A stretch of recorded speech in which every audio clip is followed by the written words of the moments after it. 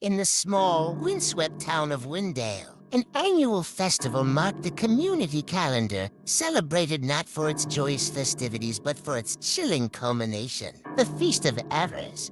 This feast was not a mere celebration of harvest but a grim reminder of the perils of gluttony, a sin deeply woven into the town's history.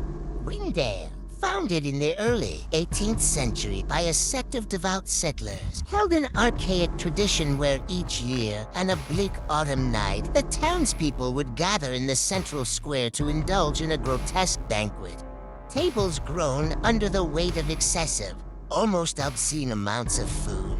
It was said that the feast was a test, a divine challenge meant to remind the townsfolk of the dangers of excess. As the story goes, during the first Feast of Avarice, an enigmatic figure appeared. Dressed in tattered robes, the figure preached from the biblical verse, Proverbs 23:20 and 21, which warned, "Do not join those who drink too much wine or gorge themselves on meat, for drunkards and gluttons become poor, and drowsiness clothes them in rags." Ignored and mocked by the revelers, the figure cursed the town with a prophecy that their gluttony would be their undoing.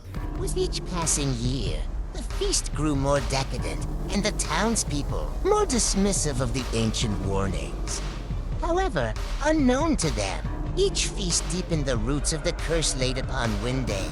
The town, once prosperous and vibrant, began to decay. Crops failed, livestock perished, and poverty crept through the cobblestone streets like a creeping fog. One fateful night, as the feast reached its peak of gluttony, the spectral figure returned.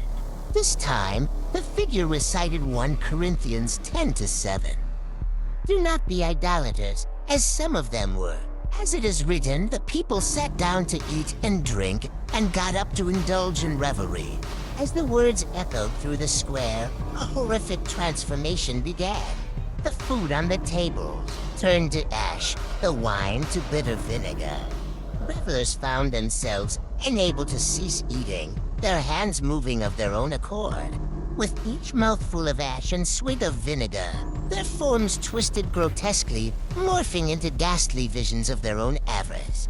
The more they had consumed in their lifetimes, the more hideous the transformation. By dawn, the square was filled with statuesque figures, frozen in their gluttony, a tableau of greed and excess turned to stone. The only movement was the eerie flutter of the figure's robes as it vanished into the mist, leaving behind a town now silent, but for the whisper of the wind. Years have passed since that dreadful night, and the cursed feast has become a tale of caution whispered across the region. Travelers who pass through Windale speak of a ghost town, its square filled with stone figures that serve as a grim reminder of gluttony's cost. In sermons, preachers cite Luke 12:15, reminding their congregations that he said to them, "Watch out!